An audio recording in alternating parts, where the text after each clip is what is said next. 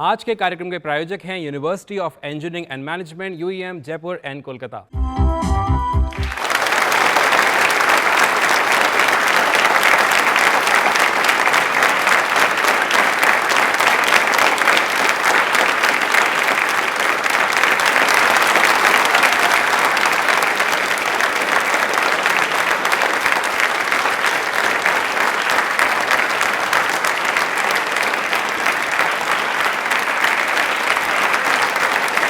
नमस्कार, सत श्री अकाल, आदाब। दूरदर्शन के बेहतरीन कार्यक्रम प्रश्नोत्तरी में मैं अपलव सक्सेना आप सभी का और हमारे करोड़ों दर्शकों का स्वागत करता हूं, अभिनंदन करता हूं। देखिए, प्रश्नोत्तरी सालों से हमारे दिलों पे राज करता आ रहा है। फिर हम बात करें अगर सामान्य ज्ञान की बात करें, करंट अफेयर्स की, या फिर जैसे कि हम जानते हैं बहुत सारे जो गवर्नमेंट कॉम्पिटिटिव एग्जाम्स होते हैं उसके लिए भी बहुत लोग प्रश्नोत्तरी को रेफ़र करते हैं। आज इस प्रश्नोत्तरी कार्यक्रम में मैं सिर्फ इसी के बारे में बात नहीं करूंगा, बल्कि हम बात करेंगे हमारी राजभाषा के बारे में भी। जी हाँ, राजभाषा यानी हिंदी। हिंदी को हम बहुत प्रेम देते हैं, हिंदी को हम बहुत सम्मान देते हैं। हिंदी हमें संस्कृति सिखाती है, हिंदी हमें सभ्यता सिखाती है। बल्कि हमें ही नहीं, ये कहना गलत नहीं है, दुनिया में बहुत जगह बहुत सारे शब्द हिंदी से लिए गए हैं और प्रयोग में लिए जाते हैं। मैं आपको कुछ उदाहरण देना चाहता हूँ। गुरु एक हिंदी शब्द है, योग एक हिंदी शब्द है, बॉटल बोतल जिससे बॉटल बना एक हिंदी शब्द है, शैम्पू एक हिंदी शब्द है, और ऐसे अन्य बहुत बहुत सारे शब्द हैं। और हर साल सितंबर माह, अगर एक ऐसा माह की बात करें जहां पर हम हिंदी पखवाड़ा भी मनाते हैं, तो एक बार तालियां हिंदी के लिए जोरदार वाली होनी चाहिए प्लीज।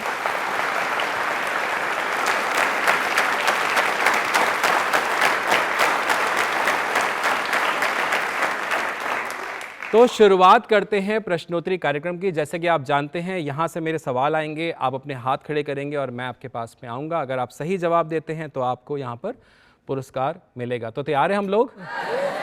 हाँ, जोश होना चाहिए। इतने यंगस्टर्स आए हुए हैं, युवा साथी हमारे बीच में आए हुए हैं, तो जोश में कमी ना करें और तालियां एक बार जोश से अपने लिए बजा दीजिए वापस से।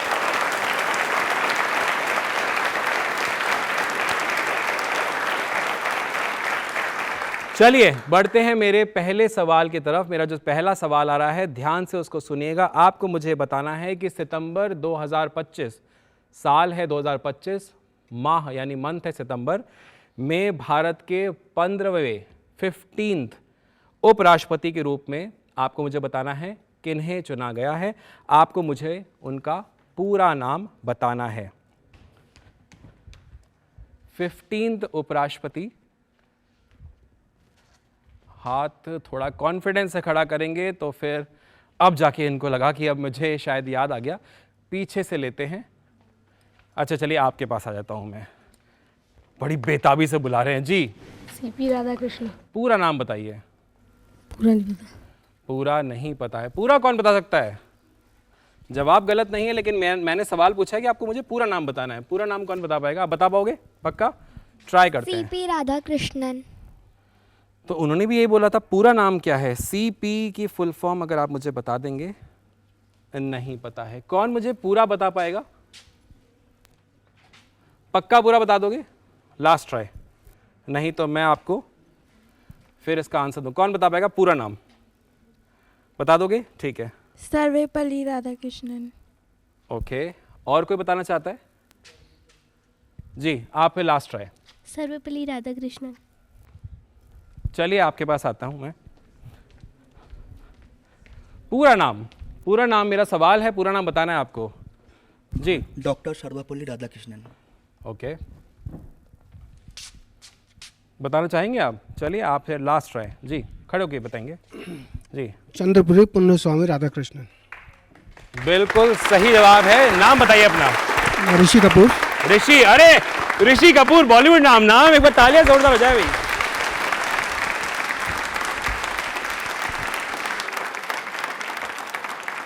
जवाब आपका गलत नहीं था। मैंने पूरा नाम पूछा था, तो पूरा नाम मेरा सवाल था जिस पे आपको जवाब देना था पूरे नाम से। मैं आपको बताना चाहता हूं, पूरा नाम है श्री चंद्रपुरम पुण्यस्वामी राधाकृष्णन, जैसे कि आपने बताया, जिनको शॉर्ट में सीपी राधाकृष्णन नाम से हम संबोधित करते हैं। बिल्कुल सही जवाब है आपका।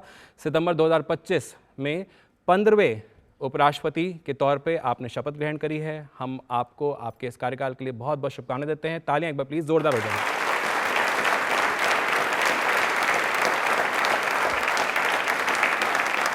चलिए बढ़ते हैं मेरे दूसरे सवाल की तरफ। ये सवाल इसी से मिला जुला आ रहा है, इसलिए ध्यान से सुनिएगा। आपने 15वें उपराष्ट्रपति के तौर पे जिन्होंने शपथ ली उनका नाम मुझे बता दिया। अब मेरा जो सवाल है वो पहले उपराष्ट्रपति के नाम को लेकर के है। आपको मुझे बताना है कि भारत के पहले उपराष्ट्रपति का नाम क्या है। आप मुझे उनका नाम बता देंगे, मैं आपको अवार्ड दे दूंगा। हाथ ही खड़ा नहीं है, ऑलमोस्ट एक आध हाथ, अच्छा एक खड़ा हो गया है, बस एक ही है, कंपटीशन ही नहीं है। अरे सर क्या चाह रहे हो आप, मतलब और भी लोग हैं। जी मैम, माइक ले लीजिए, मैं उतना आ नहीं पाऊंगा आगे। डॉक्टर राजेंद्र प्रसाद। ओके, वो उपराष्ट्रपति थे। जी जी, मेरा सवाल है उपराष्ट्रपति। मैम के पास आते हैं, फिर आपके पास आएंगे अगर मैम का गलत होता है तो। जी, डॉक्टर सर्वपल्ली राधाकृष्णन। डॉक्टर सर्वपल्ली राधाकृष्णन, भारत के पहले उपराष्ट्रपति। नाम बताइए मैम अपना। डॉक्टर सपना। आप भी डॉक्टर, वो भी डॉक्टर, बड़े डॉक्टर हैं। तालियां एक बार जोरदार हो जाए डॉक्टर मैम के लिए।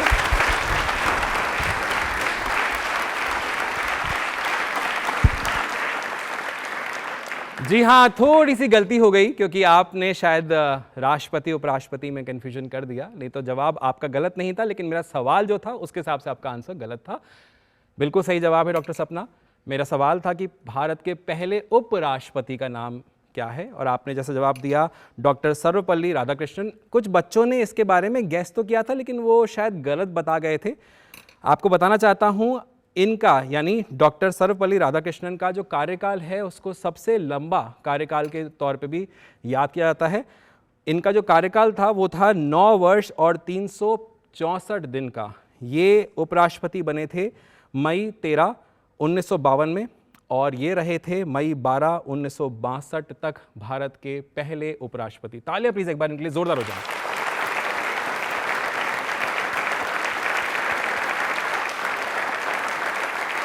अब जब हम भारत के, जैसे अभी हमने पहले उपराष्ट्रपति की बात करी, तो मानी बात है कि हम इस बात को जानते हैं, भली भांति समझते हैं, बहुत सम्मानपूर्वक इस बात को बोलते हैं कि भारत को जो स्वतंत्रता मिली उसमें बहुत वीरों ने अपनी जानें दी, बहुत सारे लोगों को अपना कंट्रीब्यूशन देना पड़ा, बहुत आसान नहीं था, बहुत मुश्किल राहों पे चल करके हमने स्वतंत्रता प्राप्त करी। तो इसी बारे में या भारत के बारे में हमें कुछ बताने के लिए आज हमारे बीच में एक स्पीकर आए हुए हैं।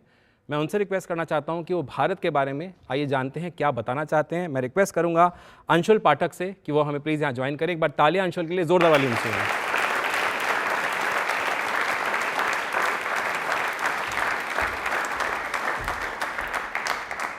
अंशुल, बहुत बहुत स्वागत है प्रश्नोत्तरी कार्यक्रम में। भारत की जब हम बात करते हैं तो गूज बम्स अपने आप आ जाते हैं। भारत के बारे में आप आज कुछ पंक्तियां हमारे साथ साझा करना चाहते हैं, प्लीज। Ji sir. भारत जिसके उत्तर में हिमालय तथा दक्षिण में समुद्र है, और उस भारत देश में रहने वाले हम सभी भारतीय। नमस्कार यहाँ उपस्थित सभी महानुभाव तथा युवा शक्ति को। मैं अंशुल पाठक आज आप सबके समक्ष जिस विषय पर बोलने जा रहा हूँ वह केवल एक यात्रा नहीं, वह भारत की आत्मा की कहानी है। भारत की आत्मा वेदों और उपनिषदों में बसती है। रामायण में श्री मर्यादा पुरुषोत्तम श्री राम का आदर्श, महाभारत में श्री कृष्ण का गीता उपदेश आज भी हमें धर्म, नीति और कर्तव्यों के मार्ग पर प्रशस्त करता है। नालंदा और तक्षशिला जैसे विश्वविद्यालयों में विश्व भर से विद्यार्थियों का आना, गणित में 0 और दशमलव, आयुर्वेद में चरक और सुश्रुत, ज्योतिष और खगोल विज्ञान में आर्यभट्ट, यह भारत को विश्व गुरु बनाता है। भारत केवल आध्यात्मिक ही नहीं बल्कि व्यापार और कला में भी अग्रणी था। इसीलिए इसे सोने की चिड़िया, सोन चिड़ैया कहकर भी संबोधित किया जाता था। जब गोरों ने भारत को अपना गुलाम बनाया तो उन्होंने हमारी आर्थिक और सांस्कृतिक संपदा का शोषण किया। इसी पीड़ा ने हमारे भीतर स्वतंत्रता की चेतना जगाई। महात्मा गांधी ने अहिंसा और सत्य का मार्ग चुना।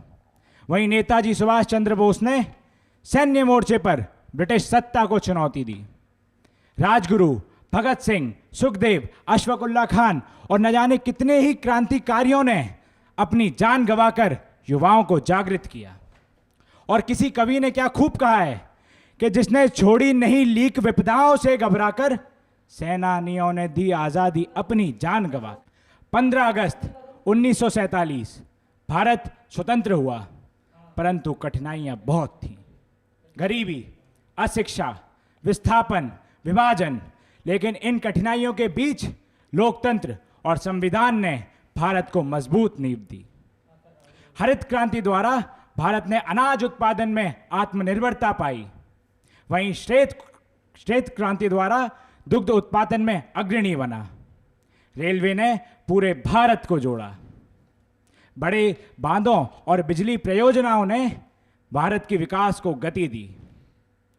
भारत परमाणु परीक्षण में सफल रहा और उन कुछ देशों में अपनी गिनती शुमार कर बैठा जो परमाणु परिपक्व थे। और मेरी स्मृति में एक दृश्य आता है कि कैसे अब्दुल कलाम साहब अपने साथियों के साथ साइकिल से भारत का पहला रॉकेट ले जाते हुए दिखाई पड़ रहे हैं। और वहीं आज चंद्रयान 3 ने हमारा भारत का तिरंगा चांद पर लहरा दिया है। ताली एक बार हो जाए।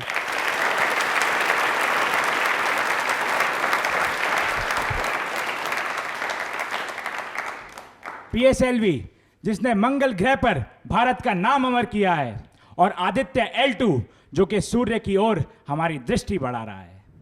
भारत अतीत में गौरवशाली, वर्तमान में सशस्त्र और भविष्य में मुझे विश्व का पथ प्रदर्शक करते हुए दिखाई दे रहा है। आज मैं अपनी वाणी को यहीं विराम देना चाहूंगा और आपसे विदाई की अनुमति चाहूंगा। धन्यवाद। थैंक यू सो मच, बहुत बढ़िया, क्या बात है।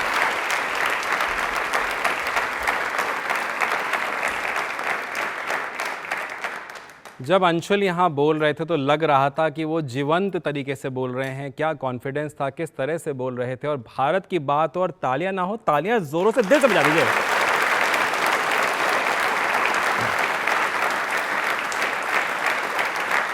चलिए बढ़ते हैं मेरे अगले सवाल की तरफ। बहुत सारे लोगों को इंतजार था कि अगला सवाल आए, हम हाथ खड़ा करें और हमें पुरस्कार जो मिलना है या जो हम जीत सकते हैं उसकी अपॉर्चुनिटी हम एक क्रिएट करें। तो मेरा अगला सवाल जो आ रहा है वो आ रहा है वर्ल्ड लिटरेसी डे से जुड़ा हुआ।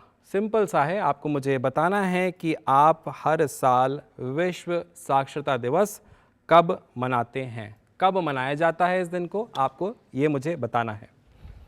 दिन बता दीजिए, डेट बता दीजिए, तो मैं आपको अवार्ड दे दूंगा। वर्ल्ड लिटरेसी डे कब मनाते हैं हम? स्कूल के मतलब जितने यहाँ पर बच्चे आए हुए हैं या फिर जो यंगस्टर्स हैं, सब देखिए आप, क्योंकि वर्ल्ड लिटरेसी डे की जब बात होती है तो एक अलग ही माहौल होता है, सबको ऑलमोस्ट पता होता है, हम विशेस भी काफ़ी सारी करते हैं। लेकिन मुझे कॉन्फिडेंस, मैम का भी हाथ खड़ा हो गया, मतलब अब मेरी बात भी है वर्ल्ड लिटरेसी डे की। चलिए मैं आगे से लेता हूँ, आपसे लेता हूँ जी। 8 सितंबर। खड़े होके बताइए। 8 सितंबर। नाम बताइए अपना। आराध्य तिवारी। यहाँ सर माइक को यहाँ आराध्य रखेंगे। तिवारी। आराध्य तिवारी। 8 सितंबर है। कंफर्म? हाँ। सही जवाब इनका गलत है?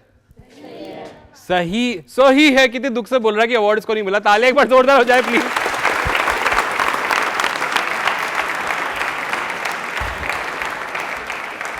बेटा और ही खुशी में भी खुशियां ढूंढा करो।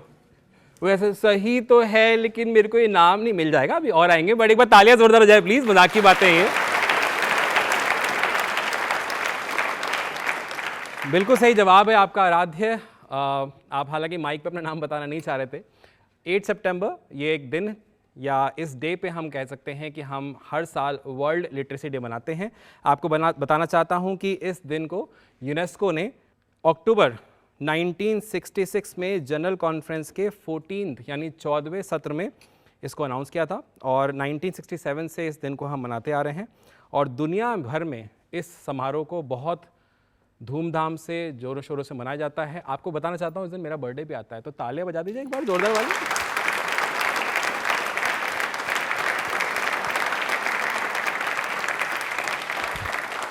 चलिए इससे जुड़ा हुआ सवाल लेते हैं। बर्थडे की बात आ गई तो सवाल थोड़ा सा इंटरेस्टिंग हो जाता है ना, इसलिए इससे जुड़ा हुआ सवाल ले लेते हैं। गिफ्ट में आपको इसी जुड़े हुए सवाल पे दे दूंगा।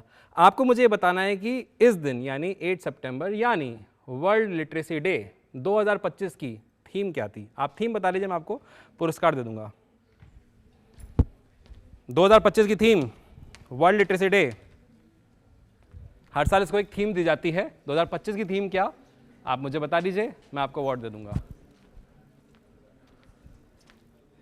मैम ने भी हाथ खड़ा किया हुआ है, आगे आगे हैं, पास में हैं, मैम से पूछ लेते हैं। जी मैम, क्या थीम थी, बताइए आप। I think promoting literacy in the digital era. Promoting literacy in digital era. नाम बताइए मैं अपना। ज्योति वर्मा। ज्योति वर्मा। जवाब सही है या गलत है? तो तालियां जोरों से बजाइए भाई।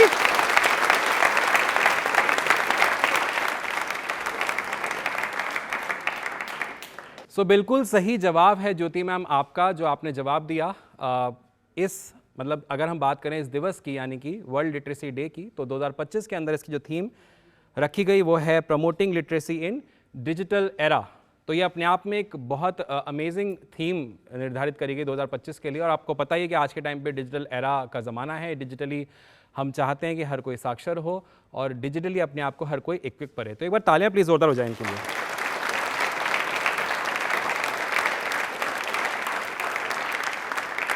चलिए मैं आपको एक और अवार्ड दे दूंगा। इसी से जुड़ा हुआ एक सवाल और पूछ लेता हूं। अगर कोई मुझे 2024 की थीम बता देगा कि वर्ल्ड लिटरेसी डे की 2024 की थीम क्या थी, मैं आपको अवार्ड दे दूंगा।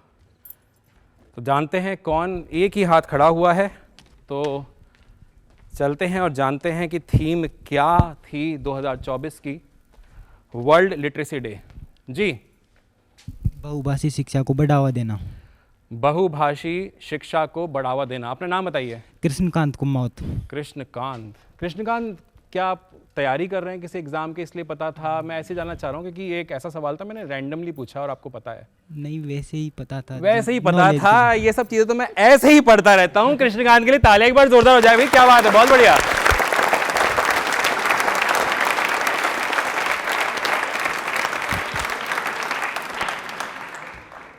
अच्छा, ये ना सीधे लोगों की पहचान होती है। मतलब मैं टेढ़ा नहीं हूं, लेकिन अगर मैं कृष्णकांत की जगह होता तो मैं मेरे पता है जवाब क्या था? अरे सर, मैं बहुत पढ़ाई करता हूं, मैं बहुत ब्रिलियंट हूं। आप ये नहीं, आप मुझसे 23 की थीम पूछेंगे मैं तब भी बता दूंगा। ऐसे ही बातें बनाता, लेकिन सीधा आदमी बोले सर पता है ऐसे ही। ताली बजा दी एक बार जोरदार, बिल्कुल सही जवाब है इनका।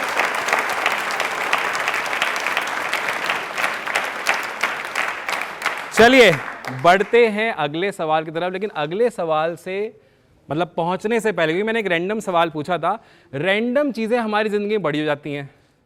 अगर हम रैंडम चीज़ों के बारे में बात करें तो रैंडमली हम फास्ट फूड खा रहे हैं, रैंडमली हम एक्सरसाइज नहीं कर रहे हैं, रैंडमली हम कुछ ऐसा शायद कर रहे हैं जो हमारी हेल्थ के लिए सही नहीं है। तो क्यों ना एक ऐसी पर्सनालिटी को यहाँ पर बुलाया जाए जो हमारी हेल्थ के बारे में कुछ टिप्स हमें दे सकें कि हम हेल्दी लाइफस्टाइल कैसे जी सकते हैं, जिससे ये रैंडम चीज़ें जो हम नेगेटिव कर रहे हैं वो ना करें। जी हाँ, मैं बात कर रहा हूँ डॉक्टर नीरज अग्रवाल। आप जॉइंट रिप्लेसमेंट सर्जन हैं। एक बार तालियां डॉक्टर साहब के लिए जोर से हो जाएं प्लीज।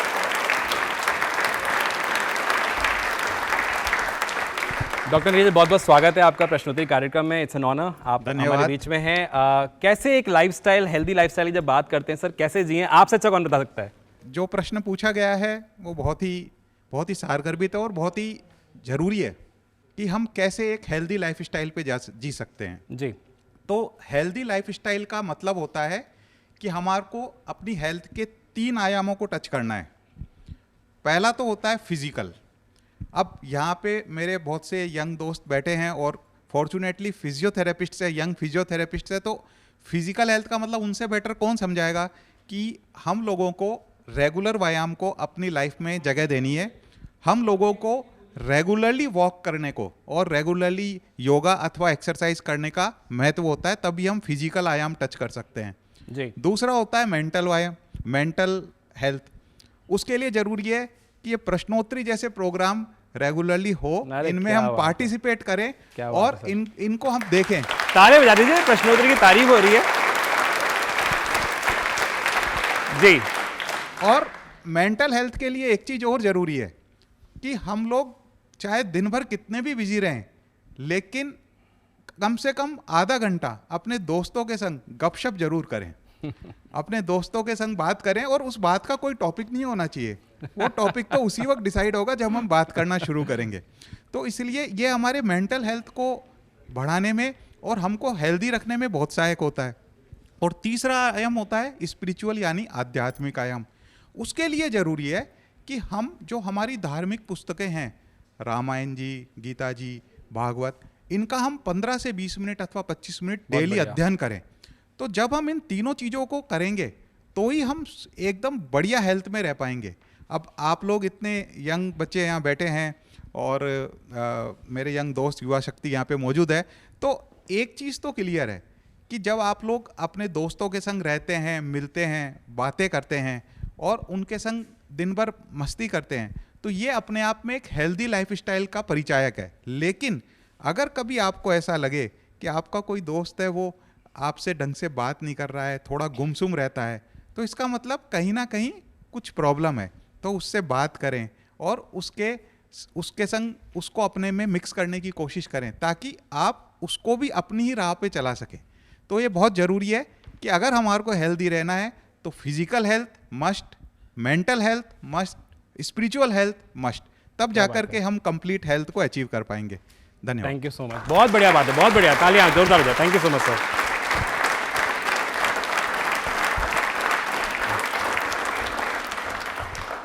ये चीज़ें हमें सीखने को मिलती हैं कि एक डॉक्टर होकर के किस तरह से आप अपनी बातों को रखते हैं, किस बेस से आप स्टार्ट करते हैं, कितनी बेसिक बातें बताते हैं। लगता है ये सब तुम्हें पता है फिर भी हम नहीं करते, तो इसीलिए आपको बार बार बताया जाता है कि आप इन चीज़ों का ध्यान रखें जिससे कि आप फिजिकल, मेंटल, स्पिरिचुअल जितनी भी हेल्थ हैं उनको एनहांस कर सके, इंक्रीज कर सके। एक बार तालियां डॉक्टर साहब के लिए जोरदार वाली नीचे। चलिए बढ़ते हैं मेरे अगले सवाल की तरफ, जो कि आ रहा है बॉलीवुड से। कितने लोग ऐसे हैं जो बॉलीवुड प्रेमी हैं, जो फिल्म्स देखना, गाने सुनना पसंद करते हैं? हाथ खड़े करिए एक बार। बाकी लोग क्या पसंद करते हैं? क्रिकेट देखना पसंद करते होंगे, है ना? नहीं, कुछ और करना। चलिए बढ़ते हैं, मेरे सवाल की तरफ आते हैं। आपको मुझे बताना है कि बॉलीवुड की 2 मशहूर गायिकाएं जो बहनें हैं एक्चुअली में, उनका जन्म दिवस सितंबर माह में मनाया जाता है। आपको मुझे उन दोनों गायिकाओं का, बहनों का नाम बताना है कि वो कौन 2 गायिकाएं हैं। बॉलीवुड की बहुत मशहूर नाम है दोनों ही, और दोनों बहनें हैं। कौन वो दोनों बहनें हैं, कौन वो गायिकाएं हैं जिनका हम बर्थडे मनाते हैं सितंबर मंथ में हर साल? नाम बता दीजिए आप जी। मैम कभी हाथ बताना चाहते हैं? मैम पक्का? थोड़ा सा कंफ्यूजन था, बट चलिए मैं आपसे पूछता हूँ, देखते कंफ्यूजन है या नहीं है। जी बताइए, बताइए। लता मंगेशकर और आशा भोसले।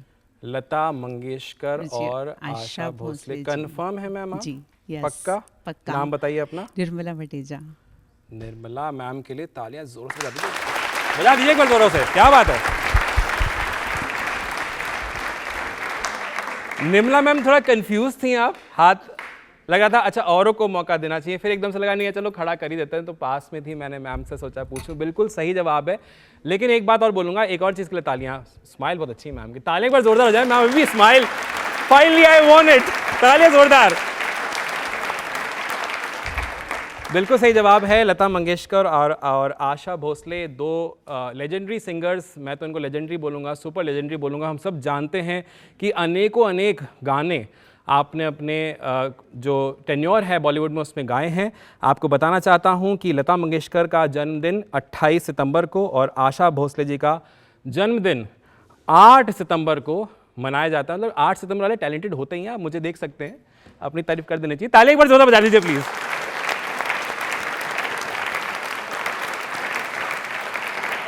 चलिए बढ़ते हैं मेरे अगले सवाल की तरफ। ये बॉलीवुड से नहीं है, ये हमारी हिस्ट्री से जुड़ा हुआ, और हिस्ट्री का एक बहुत अहम बात है। ये हम सब ने इसके बारे में ज़रूर पढ़ा होगा, हमने इसके बारे में ज़रूर सुना होगा। ये जो बात है जिस पे मेरा सवाल आ रहा है, सवाल ध्यान से सुनिएगा।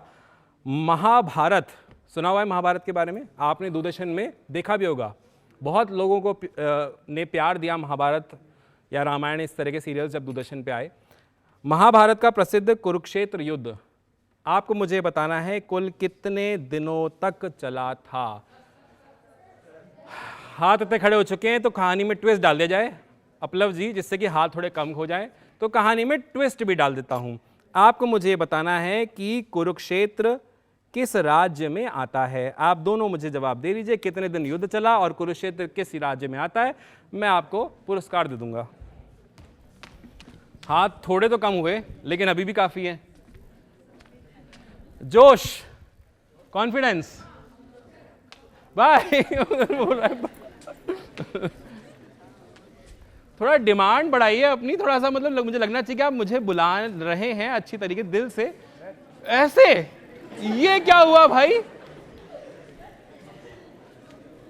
अरे भारत प्रेमी, अभी आपने तो अभी आते हैं, अभी देखिए थोड़ा सा 1 मिनट। हाँ, बुलाने का तरीका बदलिए, कैसे बुला रहे हैं आप? ये क्या हो रहा है भाई? अच्छा आ ही नहीं, बोला आ ही नहीं रहा तो मैं क्या करूं? डांस वांस थोड़ा करो थोड़ा सा। चलो मैं इस साइड में गया ही नहीं हूँ। मैडम ने बहुत टाइम हो गया, मैम मैं आपके पास आ ही जाता हूँ।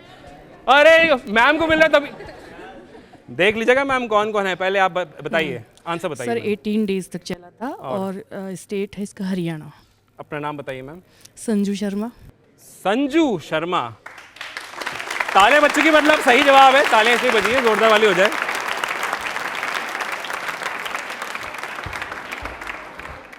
मैम एक बात तो आपने मान ली होगी, भगवान के घर देर है अंधेर नहीं आज क्योंकि हर ऑलमोस्ट सवाल पे मैम ने हाथ खड़ा किया। मैं फाइनली मैम के पास आया। एक बार तालियां मैम के लिए जोरदार हो जाए।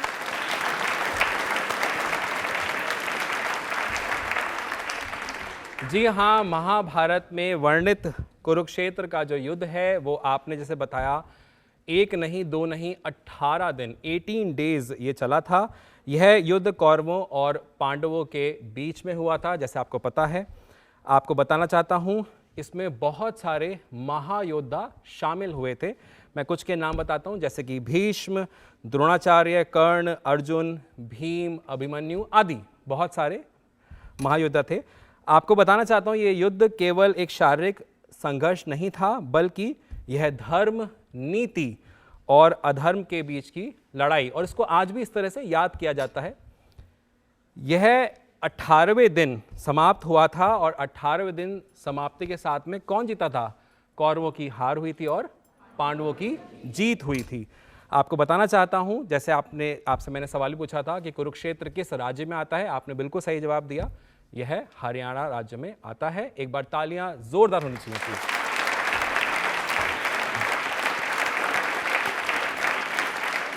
तो सवालों का और जवाबों का सिलसिला यूं ही जारी रहेगा। मिलते हैं एक छोटे से विराम के बाद।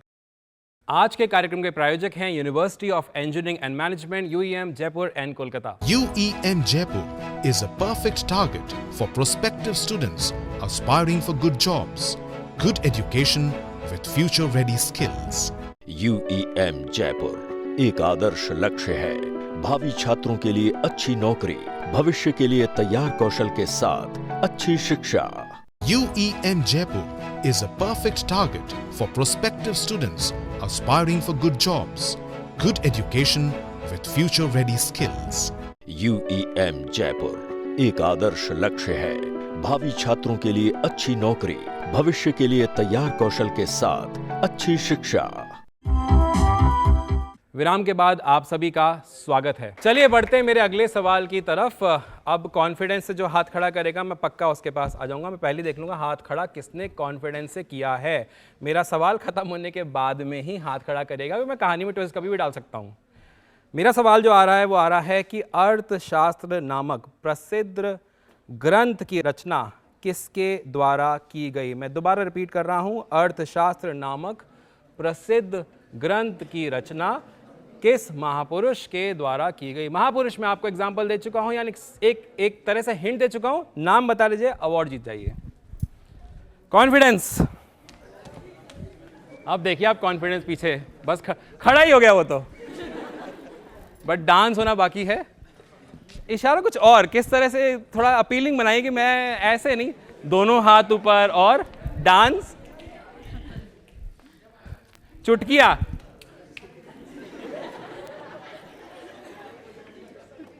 ये बताओ यार, टिकट विकेट ले रहे हो क्या किसी, मतलब ऐसे नहीं, मतलब सम्मान पूर्वक बुलाओ। बाय।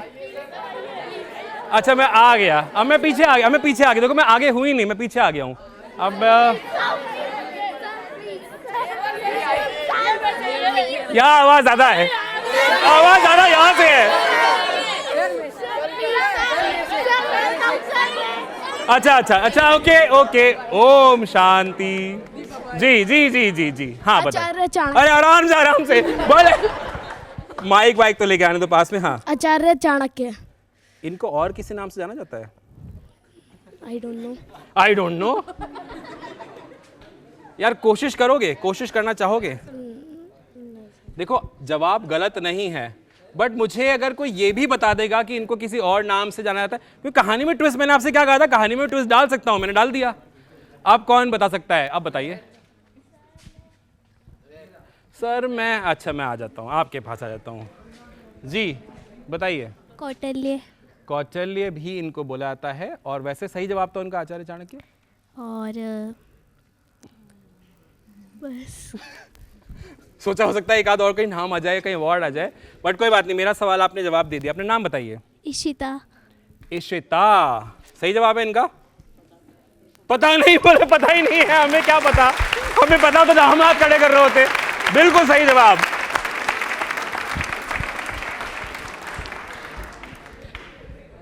ये आपके दोस्त ही हैं जो पास में बैठे? बोले पता नहीं। सही बात है, पता होता तो हम हाथ खड़ा कर रहे होते ना। बिल्कुल सही, सच्चा जवाब दिया है। ताली एक बार जोरदार बजा दीजिए इनके लिए।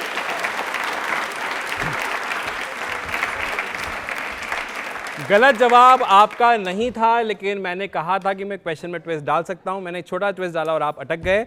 सही जवाब आपका भी है, लेकिन आपने क्योंकि मेरे क्वेश्चन जिसमें मैंने ट्विस्ट डाला उसका पूरा जवाब दिया, मैंने आपको इसलिए पुरस्कार दिया।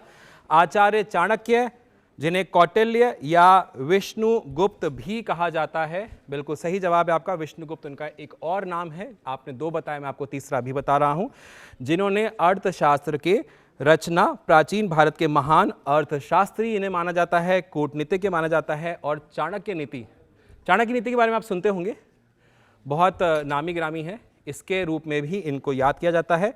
आपको बताना चाहता हूं, अर्थशास्त्र न केवल एक ऐतिहासिक ग्रंथ है, बल्कि आज भी यह प्रशासन, नीति निर्माण के क्षेत्र में एक महत्वपूर्ण स्रोत माना जाता है। एक बार तालियां इनके लिए जोर से बजा दीजिए। क्या बात है, बहुत बढ़िया।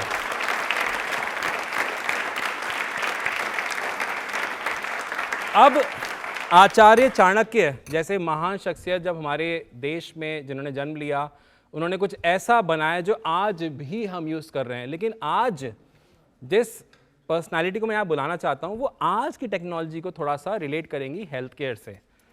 जी हाँ, मैं आप सभी से रिक्वेस्ट करूँगा, एक बार तालियां हो जाएं डॉक्टर आसिफा राशिद खान जी के लिए। पहले एक बार तालियां हो जाएं। डॉक्टर साहब हमें ज्वाइन करें। तालियां जोरदार हो जाएं भाई। डॉक्टर आसिफा, बहुत बहुत स्वागत है आपका प्रस्तुति कार्यक्रम में। सवाल मेरा थोड़ा सा आज की टेक्नोलॉजी को लेकर के, मतलब एआई ले लें आप, एडवांस टेक्नोलॉजी ले लें आप, आईओटी ले लें आप, जित भी ये भी हम जो टर्म सुनते हैं, इनका हेल्थ के डोमेन, हॉस्पिटल्स में क्या रोल है? किस तरह से ये अपनी टेक्नोलॉजी के साथ में हमें एडवांसमेंट की तरफ लेके जा रही हैं? Thank you so much, Aplav, sir. Thank you. Thank you, Doordarshan, for this opportunity. I will be talking about the digitalization in healthcare sector. जी, I'll give you an example first, that is Ayushman Bharat Digital Mission, which recently started in India. You all must have your ABA ID, which helps you to record your medical records. It comes under EHR, that's Electronic Health Records. जी, Here your records are stored in soft copies, which helps you to gain national medical facilities as well as international medical facilities.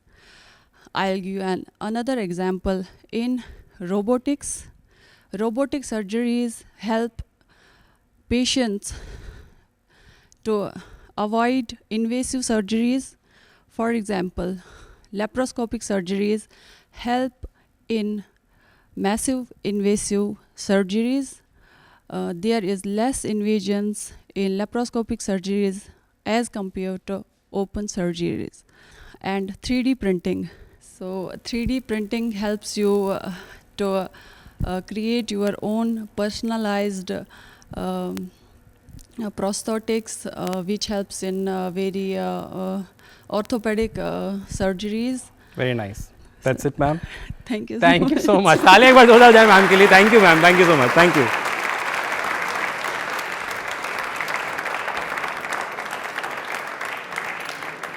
तो जैसे कि आपने अपनी बात बहुत सारी रखी, जिसमें से बहुत सारे मेडिकल टर्म्स भी थे, लेकिन डॉक्टर आसिफा, मैं आपको एक चीज़ के लिए यहाँ पर शुभकामनाएं देना चाहता हूँ, क्योंकि आपने जो आयुष्मान भारत की बात रखी वो हमारे माननीय प्रधानमंत्री जी द्वारा शुरू करी गई थी। सेंट्रल गवर्नमेंट गवर्नड ये स्कीम है और कितने सारे लाभार्थी इससे लाभान्वित हो रहे हैं, पूरे किसी स्टेट में नहीं बट पूरे इंडिया में। और आप इंडिया की जब बात करते हैं तो अप्रॉक्सीमेटली 145 बिलियन की आप बात कर रहे होते हैं, 145 करोड़ लोगों की आप बात कर रहे होते हैं, तो मतलब एक बड़ा नंबर है। और उसमें इस तरह की स्कीम लेकर के आना, सबको लाभान्वित करना, जो ये गवर्नमेंट का जो ये पहल है, इसके लिए दिल से एक बार जोरदार वाली ताली बजा दीजिए प्लीज। क्या बात है।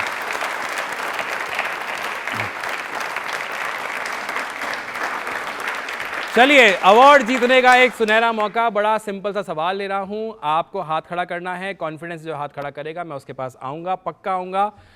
मैं एक ही पा सकता हूं, लेकिन सवाल सुनेगा ध्यान से। आपको मुझे बताना है कि विश्व आदिवासी दिवस कब मनाया जाता है। डेट बता दीजिए आप, अवार्ड अपने नाम कर लीजिए आप।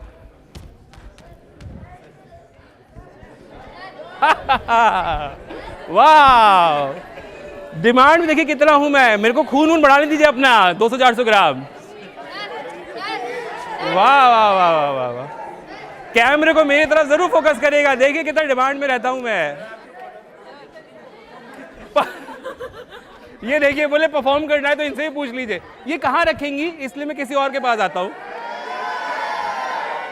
अरे अभी पीछे आया था, आगे आगे नहीं है ना। मैं आगे से पूछ लेता हूं, बच्चे भी हमारे साथ खेलने आए हैं जी। 9 अगस्त। डर क्यों रहे हो, आराम से माइक पकड़ो भाई। हाँ, पास रखो। 9 अगस्त। 9, नाम बताओ अपना। कुशाल कुमार। कुशाल, पक्का? हाँ। जवाब कंफर्म है? हाँ। तालियां दे दीजिए एक बार, जोरदार वाली बजा दीजिए।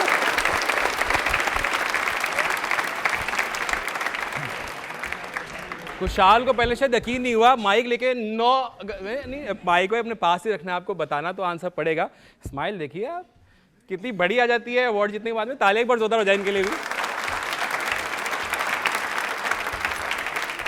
जी हाँ, वर्ल्ड इंडिजिनियस पीपल डे यानी कि विश्व आदिवासी दिवस हर वर्ष 9 अगस्त को मनाया जाता है। इसका मनाने का उद्देश्य जो है वो दुनिया भर में आदिवासी समुदायों की पहचान, उनकी संस्कृति, उनकी परंपरा, उनके अधिकारों और उनके योगदानों को सम्मान देना होता है। तालियां प्लीज एक बार जोरदार हो जाए।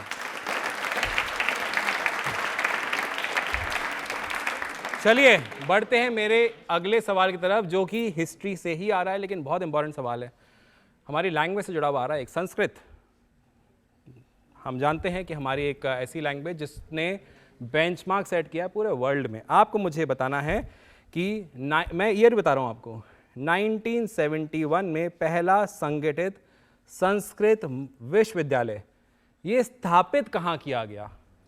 आपको मुझे जगह का नाम बता देना है। हाथ कम खड़े हुए हैं, पीछे से तो शोर ही नहीं आया, तो इस बार कंपटीशन ही कम है। डांस पे ध्यान दो।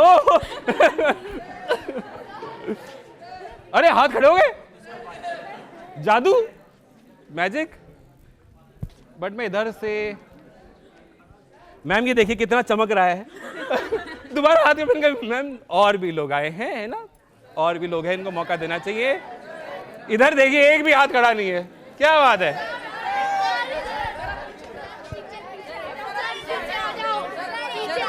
आ गया, पूछा था, गलत बताया तुमने।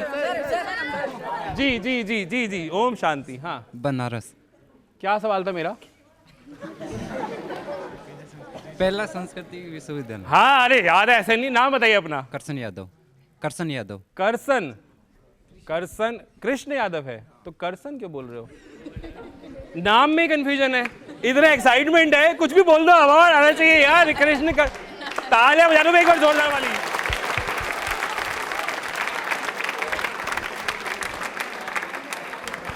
अपना नाम ही लोग पता नहीं, बोले कुछ भी बोल दो यार, अवार्ड आना चाहिए, कोई दिक्कत नहीं है। बड़ी बात, तालियां जोरदार बजा दीजिए इनके लिए। हिंट मैं आपको दे चुका था, आंसर में एक्चुअली मैं आपके लिए बहुत इजी कर चुका था। मैंने आपको ईयर भी बता दिया था, 1971 में भारत का पहला संगठित संस्कृत महाविद्यालय, मैंने आपसे पूछा था कहाँ विश्वविद्यालय कहाँ पर स्थित है या कहाँ पर इसकी स्थापना हुई, आपने बिल्कुल सही जवाब बताया। वाराणसी, ये जो सिटी है, जो शहर है, इसमें इसकी स्थापना हुई। और आज के टाइम पे यानी अब इसको, पहले इसको बोला जाता था वाराणसी संस्कृत कॉलेज, मतलब इस नाम से इसका कॉलेज को जाना जाता था, लेकिन अब इसका नाम बदल दिया जा चुका है। आज के परिपेक्ष की अगर हम बात करें तो आज हम इसे जानते हैं संपूर्णानंद संस्कृत विश्वविद्यालय। तो ये इस विश्वविद्यालय का नाम है और वाराणसी में इसकी स्थापना की गई थी। बिल्कुल सही जवाब है, तालियां प्लीज एक बार जोरदार बजा दीजिए। चलिए अब एक इजी सवाल एक और ले ले रहा हूं मैं, ये भी इजी ले रहा हूं जिससे कि अवार्ड जीतने की चांसेस बढ़ जाएं। टफ वाला इसके बाद लूंगा। आपको मुझे बताना है कि वर्ष 2024 में, यानी पिछले साल, ठीक है, पूछ लूं या दूसरा पूछूं? चलो ये वाला पूछ लेते हैं, ये इजी सा है। वर्ष 2024 में भारतीय रिजर्व बैंक यानी आरबीआई के गवर्नर शक्तिकांत दास, जो आरबीआई गवर्नर 2024 की बात अगर हम करें तो, ने लगातार दूसरे साल कौन सी सफलता हासिल करी? कौन सा ऐसी सफलता है जो लगातार दूसरी बार उनको मिली? वर्ष 2024 के गवर्नर की हम बात कर रहे हैं जिनका नाम है शक्तिकांत दास। आपको मुझे वो सफलता बतानी है। अरे वो भाई डरा रहा है, वो आ रहा हूँ यार, वो सर आ रहा हूँ, मतलब यार तो ठीक है, उसका कहने का मतलब सारा आप आ रहे हो कि मैं आऊँ? नहीं मैं आ रहा हूँ, मतलब आई एम कमिंग, बट और लोग भी हैं यार।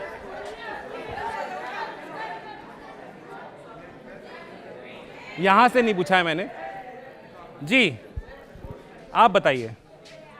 अरे जी, ग्लोबल फाइनेंस सेंट्रल बैंकर में A+ grade. A+ grading rating कह सकते हैं। नाम बताइए अपना। विनीता शर्मा। विनीता, बड़े ही आराम से। अवार्ड नहीं चाहिए आपको? चाहिए? चाहिए तो ताली एक बार जोरदार बजाइए।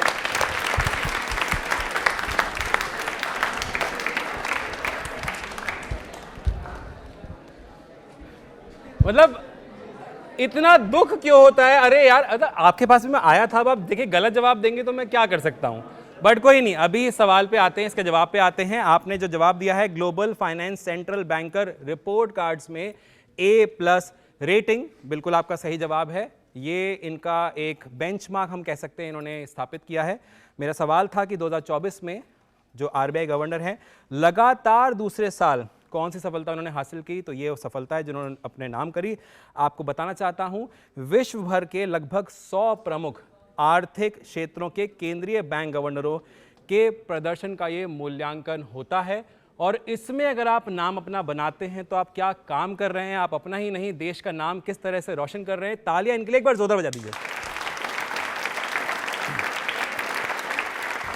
चलिए सवाल, आसान सवाल। भारत सरकार द्वारा वर्ष 2025 में म्यांमार भूकंप के लिए कौन से ऑपरेशन की शुरुआत करी गई? आपको मुझे उस ऑपरेशन का नाम बताना है। नाम बता दीजिए ऑपरेशन का। अरे खड़े हो गए, देखिए आप।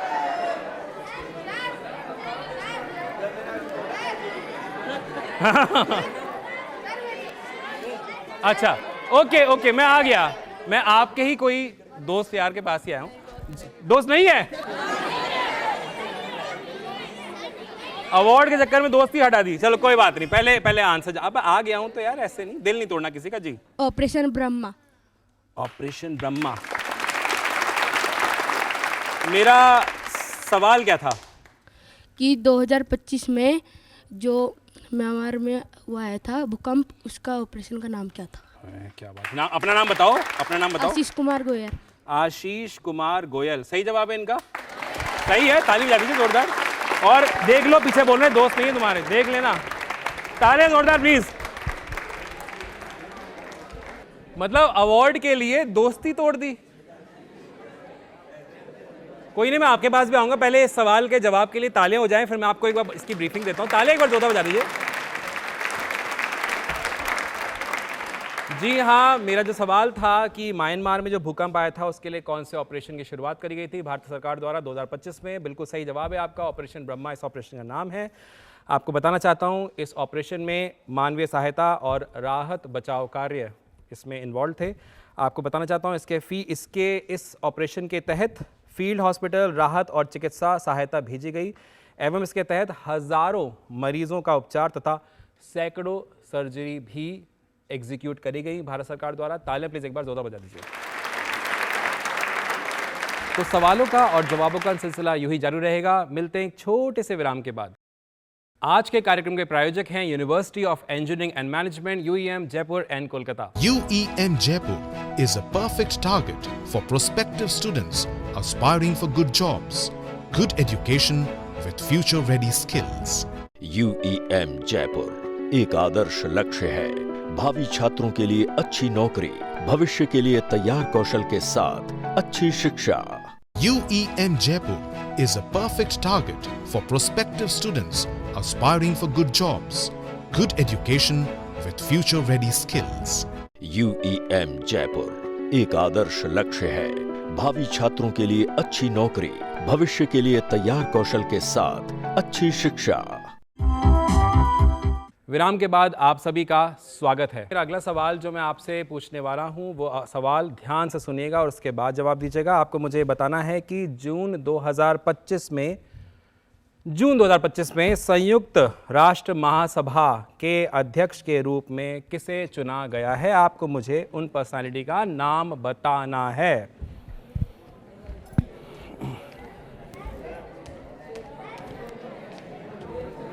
हाँ, आवाज लगाइए जोर से, ऐसे नहीं। इधर मैं आ चुका हूं, इधर मैं आ चुका, अभी तो आया उधर मैं। फोर, ये क्या तरीका है बोलने का? अच्छा अच्छा अच्छा अच्छा अच्छा, अरे आगे बहुत देर से हाथ खड़ा कर रहे हैं ये जी। एना लेना बेयरबोक। एना लेना बेयरबोक, पक्का यही नाम है? एना लेना ही Yes, नाम sir. है? कोई मुझे और नाम बता सकता है या यही है? यही है। नाम बताइए अपना। पवन मीणा। पवन मीणा, ताले को बजा दीजिए, बजा दीजिए, बजा दीजिए। बिल्कुल सही जवाब है।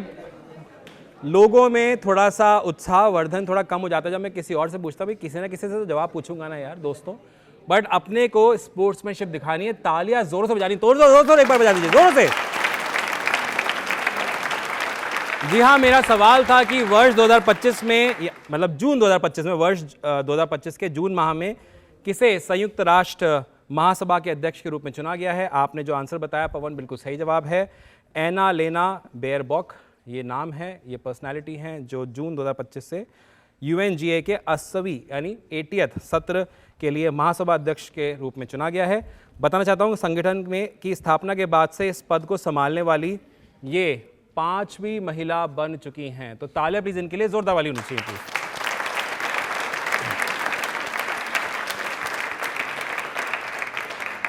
चलिए, क्योंकि यहां पर एक्साइटमेंट बहुत ज्यादा है, मैं आखिरी सवाल ले रहा हूं, इसलिए ध्यान सुनेगा। बहुत छोटा सवाल है, बड़ी जल्दी से हम फिनिश करेंगे।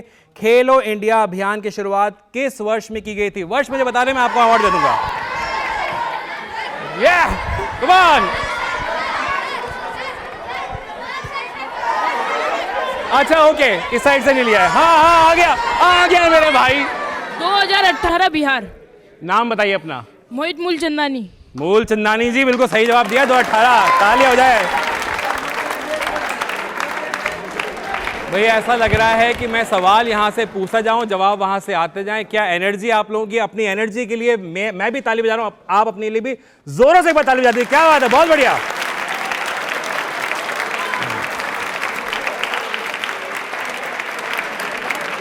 इस आंसर को मैं थोड़ा सा एक बार ब्रीफ कर देता हूं, उसके बाद में हम चलेंगे अपने अगले जो रंगारंग प्रस्तुति है उसकी तरफ। लेकिन आपको बताना चाहता हूं 2018 बिल्कुल सही जवाब है आपका। खेलो इंडिया की शुरुआत भारत सरकार द्वारा, वर्ष मैंने आपसे पूछा था कौन से वर्ष में की गई, आपने बताया 2018।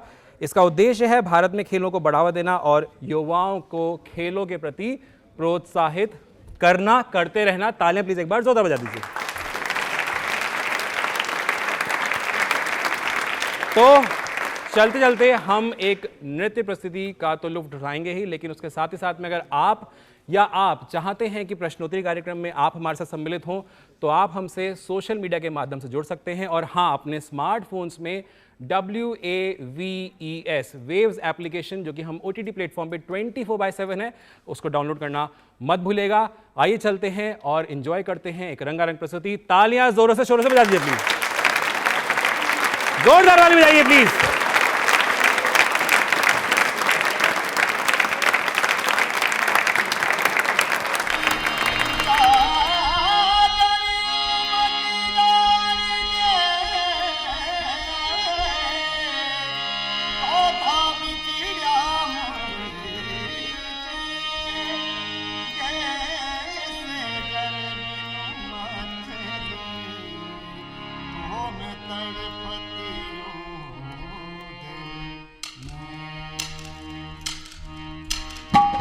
केसर की कर गुल बन डालूंगा की बाड़ी, केसर की कर गुल बन डालूंगा की बाड़ी, तो बिच बिच रखो रहे ज्यादा फूल हर तारी उड़ा जूबा सारे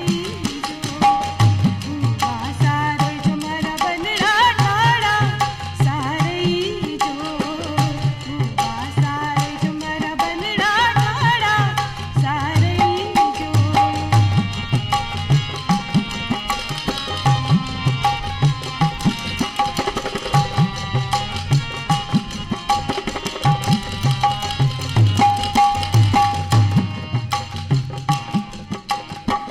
जो तेरा ज्यादा बनड़ा घड़ा खिलाड़ी, जो तेरा ज्यादा बनड़ा घड़ा खिलाड़ी, तो चौपड़ा पासा गुल बनड़ा सतरंजरी बाजी राय जारा हाजर राखो राजूबा सारे जो हुआ सारे जो मरा बनड़ा ठाड़ा सारे जो हुआ सारे जो मरा बनड़ा ठाड़ा सारे जो।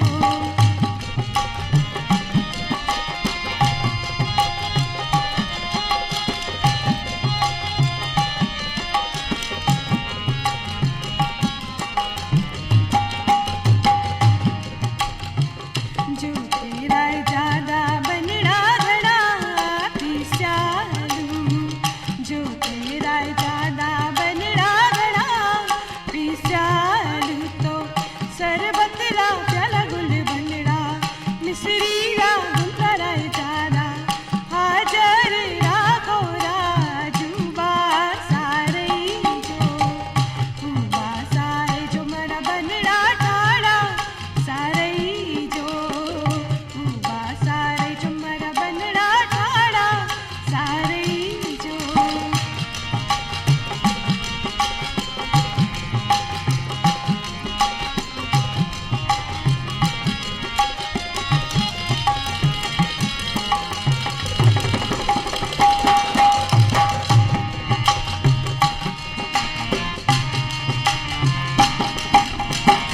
जो तेरा ज्यादा बनड़ा घड़ा सयाना, जो तेरा ज्यादा बनड़ा घड़ा सयाना, तो सजनारी बेटी गुल बनड़ा छोटी सी बंदी रह जारा हाजर राखो राजूबा सारे जो हुआ सारे जो मरा बनड़ा ठाड़ा सारे जो हुआ सारे जो मरा बनड़ा ठाड़ा सारे जो।